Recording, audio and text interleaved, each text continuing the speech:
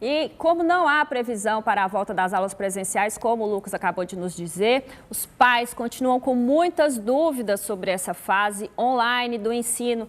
Para falar um pouquinho mais sobre essas mudanças, a gente conversa agora com o presidente do Conselho Estadual de Educação de Goiás, Flávio Roberto de Castro, a quem eu já agradeço a participação e a presença aqui no nosso estúdio. Se você tiver alguma dúvida, também pode participar pelo 3201-7700. Boa tarde, seja muito bem-vindo. Boa tarde, prazer estar aqui. Bom, a gente tem ouvido muitas reclamações que os pais estão tendo que atuar como professores em casa, né? Que eles não se sentem preparados para auxiliar os alunos na compreensão das atividades que estão sendo passadas. Qual que é a orientação que o Conselho está dando? Se e tem também um pedido dos pais para que esses conteúdos, que esse período de aulas em casa, aulas online em casa, não seja computado no calendário letivo. O que o Conselho está orientando as escolas e a mensagem também aos pais? Tá. A primeira observação que o Conselho fez é de manter conectado as famílias com a escola, para preservar o sistema educativo do Estado. É claro que a gente entende que não compete aos pais, né, a escolarização em qualquer nível, educação infantil, ensino fundamental, ensino médio. Mas a gente também entende que os pais não podem se furtar, nesse momento de exceção que nós estamos, de ajudar a comunidade escolar. É claro que a solução que nós tínhamos por não ter aulas presenciais foi trabalhar com o regime não presencial. E é claro que nós evoluímos muito, né? Nós podemos citar uma série de situações que aconteceram em que as crianças estão tendo o seu processo de ensino-aprendizagem. Mas nós também não podemos exigir que ele aconteça da mesma forma como o presencial. Então, é necessário que nesse momento a gente some forças. A família tem que estar junto com a escola. Né? A família não pode ver a escola como adversário. Lá na frente, e eu espero que seja rápido, né? E a gente tem que pensar dessa forma, quando nós voltarmos às aulas, aí sim nós faremos uma avaliação e um nivelamento do que foi produzido e o que pode ser validado ou não. O importante agora é referendar esse trabalho, ser parceiro dos professores, ser parceiro das escolas, e aí sim, lá na frente, nós vamos sair melhor. Nós recebemos mensagens de telespectadores falando que o conteúdo que está sendo passado, as atividades que estão sendo passadas para os alunos fazerem em casa, são superiores às que eles faziam cotidianamente na sala de aula. Um excesso de exercícios, de atividades. Por que está sendo feito desse modo, né? Por que está tendo uma sobrecarga no ensino que está sendo praticado em casa? Bom, isso aí tem que avaliar de unidade escolar para unidade escolar. Pode ser que aconteça em um componente curricular e em uma unidade escolar. É importante que as redes de ensino se organizem, os seus diretores também, e verifiquem, né, essa quantidade de conteúdo que está sendo passado. Você não pode passar nem menos e nem mais. E entender, né, que a dosagem deve ser importante. E aproveitar também as situações em que as crianças estão conectadas, né, para passar também informações que venham a prevenir também a situação de pandemia que a gente está vivendo. Bom, vou te pedir licença para a gente mostrar agora uma matéria sobre a situação que as escolas particulares estão enfrentando. De um lado, pais com dificuldades financeiras querendo desconto nas mensalidades nesse período de pandemia. Do outro, os donos das escolas dizendo que as despesas não diminuíram. Vamos ver. Com 3 filhos em casa, Mariana não está conseguindo se adaptar a ter que ensinar as crianças, mesmo com o apoio de professores pela internet. O Theo é o único que estuda em uma escola particular. A Mariana já pensou em pedir o cancelamento do contrato, tanto por questão financeira, quanto por não achar que o filho está tendo progresso nas aulas online. Quando começou a pandemia, meu marido, que é a única renda por eu ser dona de casa, ele trabalha basicamente por diário. Ele trabalha, ele só recebe se ele trabalha, né? Então, quando ele ficou quase um mês sem trabalhar, a gente se viu assim, a sorte nossa é que a gente tinha um pouquinho de reserva, mas a nossa reserva, ela serviu mais para quê? Alimento. Foi esse o nosso foco, não deixar faltar alimento em casa. Então, não fazia sentido pagar uma escola na qual a gente não estava nem usando. Aí, mas a escola, ela foi... a gente não precisou nem pedir, eu não precisei pedir. Ela já deu desconto e prolongou o prazo de pagamento. Mas mesmo assim, eu não acredito que seja... Eu não cheguei a pedir o cancelamento, mas eu gostaria sim de cancelar com uma escola. Você não acha que você preferia até que seu filho, já que eles não tá estudando, não está conseguindo acompanhar essas aulas, preferia até que perdesse, tipo assim, esse ano? Você até concordaria? Sim, para mim, eu acredito que a qualidade de ensino é melhor do que o ano que ele passa. Então, para mim, seria bom se mesmo que ele repetisse o ano que vem, mas que ele aprendesse de verdade o que ele precisa aprender. O drama da Mariana é o mesmo enfrentado por muitos pais que estão tendo que se adaptar ao ensino à distância nesse período de escolas fechadas. Mas mesmo com todas as dificuldades, pedir a suspensão ou mesmo cancelamento de contratos pode fazer com que muitos estabelecimentos de ensino fechem as portas de vez. O Heraldo é dono de 3 escolas que atende 600 alunos na capital. As aulas estão sendo ministradas pela internet para ensino fundamental e médio, mas o berçário teve todos os contratos suspensos pelos pais. A base das nossas crianças é de 0 a 7 anos, que é do berçário e o infantil. Então nós estamos negociando. Ontem mesmo eu negociei até 8 horas da noite com um casal. E eles foram bem solidários, dei um desconto. Então nós já achamos por bom alvitre, fazer essa negociação caso a caso. Então nós temos todo tipo de demanda, Camila, a verdade é essa. E eu faço parte de um grupo, vou antecipar para vocês, de em torno de 180 escolas. E a maioria delas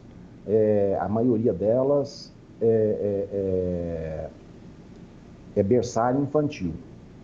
Eu tenho conhecimento de que tem escolas aí que está com 0 aluno. A Secretaria Nacional do Consumidor, vinculada ao Ministério da Justiça e Segurança Pública, divulgou no fim de março uma nota técnica recomendando que os consumidores evitem cancelar ou pedir descontos ou reembolso total ou parcial em mensalidades de instituições de ensino que tiverem aulas suspensas em razão do novo coronavírus, caso a escola se proponha a repor as aulas presenciais ou oferecer ensino à distância. O Heraldo tem negociado com os pais individualmente e argumenta que os custos da escola não diminuíram com o fim das aulas presenciais. Porque as despesas reduziram em termos de acordos dentro daquela medida provisória, mas as demais despesas continuam, né? Que é limpeza, conservação, etc. Tem um grande número de escolas que pagam aluguéis, e eu aqui no Expovest eu não pago aluguel, mas lá no Aclive eu pago aluguel. Então tem toda essa demanda. Bom, acho que essa é a grande questão, né, dos pais, né? Os pais visualizam que as despesas das escolas diminuíram, né? Com a questão de consumo de água, de energia, de material de consumo, mas ao mesmo tempo algumas despesas fixas continuam, como aluguéis, né, telefone e também o salário dos professores. E então os pais querem a redução dos salários e as escolas alegam que não podem. Como é que fecha essa conta? Bom, pedem a redução das mensalidades, né? E o que a gente tem tentado pelo Conselho Estadual de Educação é manter o ano letivo, mesmo que ele ultrapasse o ano civil, né? Vai ter um momento, hoje, por exemplo, o pai pode até achar que não está precisando da escola, mas quando as aulas presenciais voltarem, ele vai precisar da escola. Então, qual é a orientação que eu tenho visto que tem sido dada pelo sindicato aos diretores de escola? Atender cada caso. Aquele pai que tem a condição de fazer o pagamento, que ele faça. Aquele que não consegue, que seja parcelado. E aí cada escola vai entender a realidade. Veja bem, na cidade de Goiânia, nós temos 536 unidades de educação infantil da rede privada. Atende 60%. Se essas escolas forem abandonadas, quando nós voltarmos às aulas e não tiver essas escolas, o município não vai dar conta de atender. Então, esse é o grande desafio, é o bom senso. Por isso que eu disse no início, a família tem que ficar do lado da escola. E é claro que o diretor da escola ou o gestor também tem que ter bom senso diante do que ele pode fazer. Se a gente puxar muito a corda para um lado ou para o outro, ela vai romper. E aí o sistema educativo vai sofrer lá na frente. E a gente precisa da manutenção das escolas, sejam das públicas como das privadas. A gente recebeu participação aqui do nosso telespectador, você pode continuar mandando a sua pergunta. Meu filho estuda em colégio particular, a escola não está dando aulas virtuais, eles só mandam tarefas que às vezes nem a gente sabe responder. eu tenho que pagar as mensalidades? Nesse caso aí, a escola já teve um tempo para poder se preparar e usar de plataformas e de outras maneiras, né, para manter viva a questão do processo ensino-aprendizagem. Nesse caso aí, a escola está falhando. É necessário que faça esse atendimento, verifique essa situação, porque senão ela não vai comprovar que está prestando o serviço da maneira como é possível agora. E depois ela pode ter problemas, não só para validar esse processo de ensino-aprendizagem, como também com a sua comunidade escolar. Chegou uma outra pergunta aqui, a pessoa também não se identificou. Olá, gostaria de saber se há alguma possibilidade das aulas voltarem ainda este ano. Ainda este ano é possivelmente certo, né? E pode estender para o próximo ano. Esse mesmo ano letivo, para continuar neste ano, finalizar no próximo. Exatamente, assim. É claro que quem diz isso é o órgão de saúde, né? Mas pelo tempo que nós já estamos parados, provavelmente a gente vai estender, seja dezembro ou também, talvez até em janeiro. Nós já tivemos outros casos desses, não de pandemia, mas na rede federal, quando nós tínhamos aquelas greves que passavam de 120 dias, então o ano letivo ele se estendeu ao outro ano civil e aí, à medida que foram passando os próximos anos, essa adequação foi sendo feita. A gente recebeu aqui também outra pergunta. As faculdades podem transformar os estágios em aulas pelo sistema remoto? Bom, existe resolução. Aí nós temos 6 universidades que estão vinculadas ao nosso sistema. As outras todas são vinculadas ao MEC, né? Mas houve uma exceção aos alunos do último ano dos cursos de saúde que eles conseguiram ir trabalhar no auxílio ao Covid, né, na não disseminação do Covid, então eles tiveram essa possibilidade de cumprir o estágio deles já na linha de enfrentamento. Nos outros casos, a gente não vê alguma outra possibilidade, está sendo tratado em termos de resoluções. Bom, uma última pergunta aqui. Com relação à manutenção das aulas, vemos um problema sério por causa do pagamento das mensalidades na rede particular. Como pode ser mantido a obrigatoriedade das aulas quando a situação está insustentável? Trabalhar de graça, eu acho que isso aqui deve ser um professor que mandou, né, essa situação. Os professores tiveram salários reduzidos, talvez eles tiveram uma redução na carga horária, isso impactou no salário deles? Como que está essa situação para os professores? Até agora, né, o que a gente tem notícia é que as escolas estão se esforçando para manter o pagamento dos professores. A partir desse mês para o próximo, aí isso vai depender muito do recebimento. A sustentabilidade financeira da escola está muito ligada ao que ele recebe. A partir do momento que ela não recebe, se ela não tem reservas, então ela também vai ter dificuldades. Por enquanto, a notícia que a gente tem é de uma inadimplência alta, mas as escolas ainda conseguiram quitar as folhas de pagamento, que está em curso até nessa semana. A inadimplência, então, está alta. As pessoas não estão pagando, estão dando preferência. Porque a gente sabe também que o sistema é de exceção, né? As pessoas podem estar dando preferência para pagar as despesas mais emergenciais, não que o estudo não seja, né? Mas às vezes a alimentação ou até a própria água, energia, enfim. Então, a recomendação é que esses contratos não sejam cancelados, porque lá na frente, quando as aulas voltarem, esses alunos não vão ter as vagas garantidas para retornar aos estudos, se for feito o cancelamento do contrato. A preocupação é essa de manter, a gente sempre diz isso, né, o sistema educativo em funcionamento, né, seja tanto público como privado. Os dois trabalham de uma mesma forma. Nós temos professores que trabalham nas duas redes, nós temos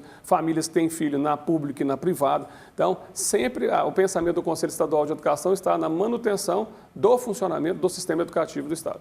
Vocês estão conversando com a Secretaria Estadual de Saúde e também com a Secretaria de Educação para tentar remodelar esse calendário, para tentar antecipar a volta às aulas? Está tendo esse diálogo? Sim, nós participamos do comitê de crise, né? Então, eventualmente, nas reuniões há a participação e há uma sinalização que agora, do meio do mês para frente, nós vamos saber se nós poderemos voltar à aula ou não no mês de junho. Mas quem tem esses dados, essa estatística, é a Secretaria de Saúde e o Comitê de Crise. Para a gente encerrar, finalizar aqui a nossa entrevista, as férias de julho, elas podem ser suspensas para dar continuidade no calendário e ganhar mais esses 30 dias? Essa é uma grande discussão. Enquanto nós não soubermos quando nós podemos voltar, a gente está com o calendário mantido, porque imagine só se a gente tivesse antecipado as férias lá no mês de março, lá pelo dia 17, 18, já tinha vencido as férias.